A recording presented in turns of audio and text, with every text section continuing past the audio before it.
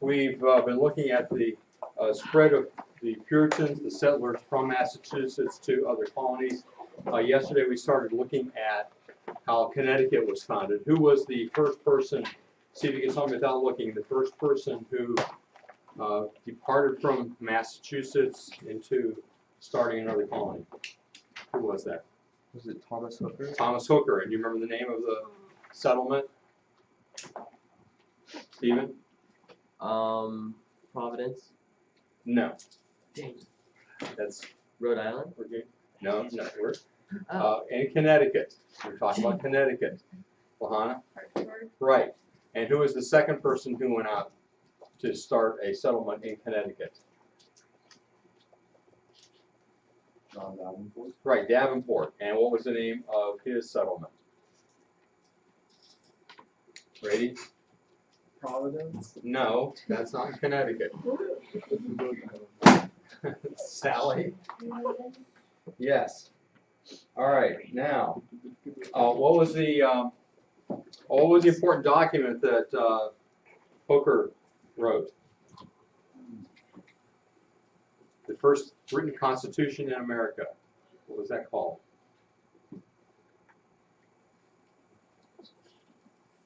Michaela? Like the orders of moving, or Well, you got one word. You got two words counting of. Okay, orders is in there. Micah? Fundamental orders of Connecticut. Correct. Fundamental orders of Connecticut. That's an important thing for you to remember. Okay, now let's move on to Rhode Island, since you're so anxious to get there, especially.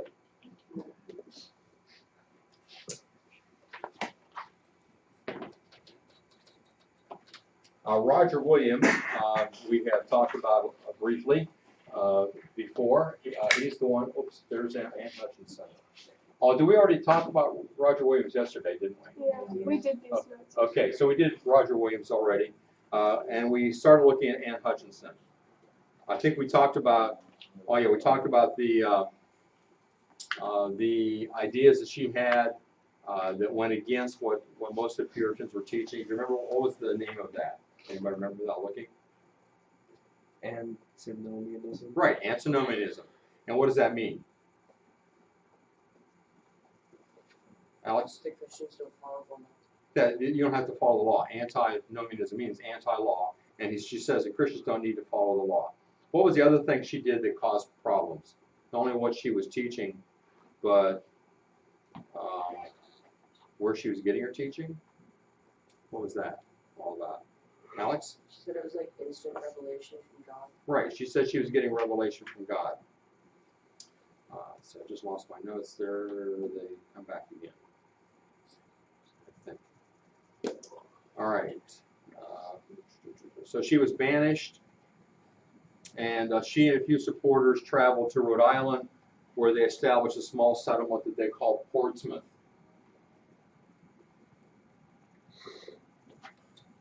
Where is it?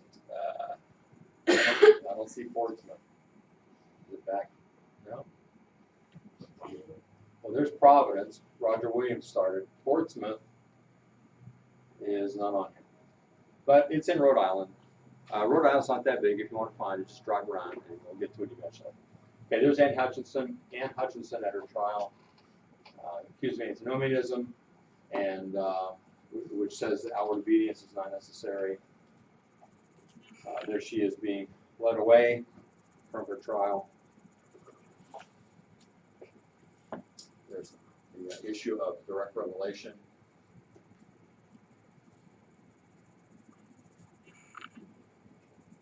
And eventually she said this: I have been guilty of wrong thinking. She later admitted that she had been wrong. So that's good. The Puritans felt that they were somewhat vindicated by what transpired following this. Even though the colony that Hutchinson was a part of starting continued to grow, she grew restless following her husband's death in 1642. And so she moved with 6 of her children to Dutch New Amsterdam, which would later be called what? No. New Amsterdam later would be called New York. So that's where she moved. And while she was there, some Indians ruthlessly tomahawked her and 5 of her children in her home in late summer 1643. She had a daughter that was out fetching water or something, and she survived, came back to find her mother and siblings tomahawked to death. 5 of them. Remember, she had 15, so a lot of them were already adults and gone. Massachusetts Governor John Winthrop observed this. Thus it has pleased the Lord to have compassion of his poor churches here, and to discover this great impostor, an instrument of Satan, so fitted and trained to his service for interrupting the passage of his kingdom in this part of the world and poisoning the churches here. So he was of the opinion that the death of Hutchinson was a sign of God's judgment on her and to save the churches from her heresies. Okay. Next we move to New Hampshire. And there we come across the man by the name of John Wheelwright. He was a Puritan nonconformist who joined the Boston Church in 1636. And he later took a church at Braintree. He was banished from Massachusetts over the antinomian issue. His sister-in-law was Anne Hutchinson, so he went along with her, and so when she was banished, he was also banished from Massachusetts.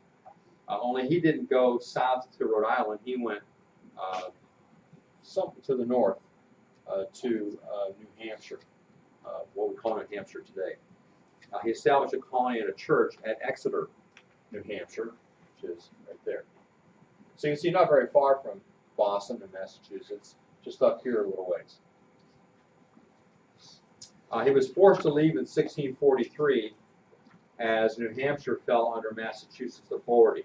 So in 1643, Massachusetts claimed authority over this area, and since he was banished from Massachusetts, he can't live there anymore either.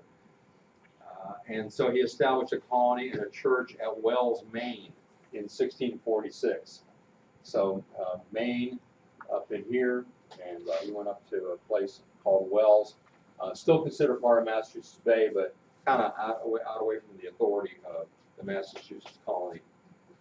He was reconciled to the Boston authorities and returned to the colony before returning to England during the Protectorate in 1660. The Protectorate referring to when Oliver Cromwell and the Puritans had gained control in England, executed the king, and took over. So it ended up good. You know, he ended up being reconciled. New Hampshire itself did not become a separate colony until 1679, when the King of England made it a province under royal charter.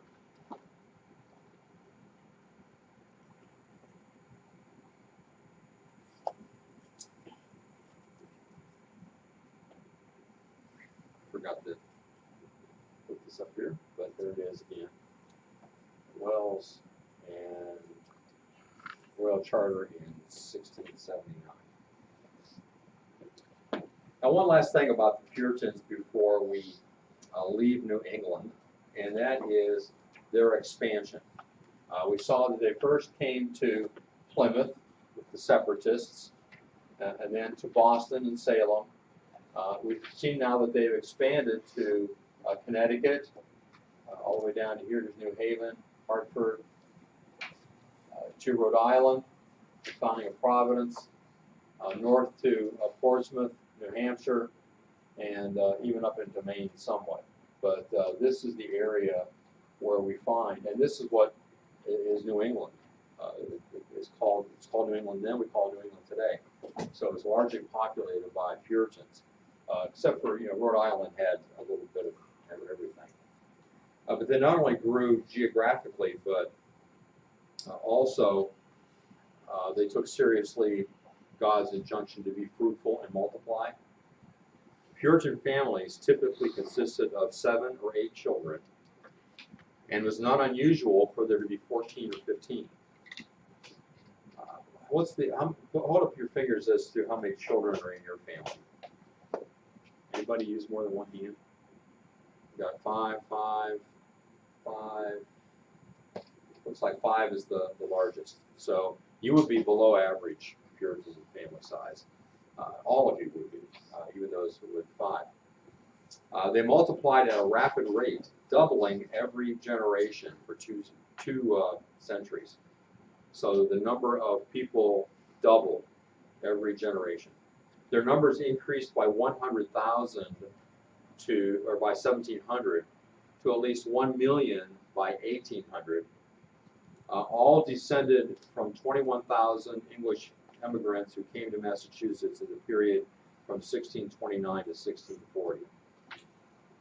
So they expanded. They had a great number of people that descended from them, and they had a great influence upon our country, as we will continue to see as we move forward. Okay, that is the end of New England. Now, since we're at the end of looking at New England, we're going to have a quiz over New England tomorrow. So the rest of the time today, you may spend studying, going back over Massachusetts, going back to Plymouth, to the Puritans coming, and then to the last couple of days, a quick look at the other colonies that were established following Massachusetts. All right, any questions? All right, if you would like to study on your own, you may. If you would like to quiz a partner, you may, but your talking must be limited to studying for this quiz. I'm not talking about basketball or money or whatever else comes up in your little conversations. All right, let's get to work. We've got lots to study for tomorrow.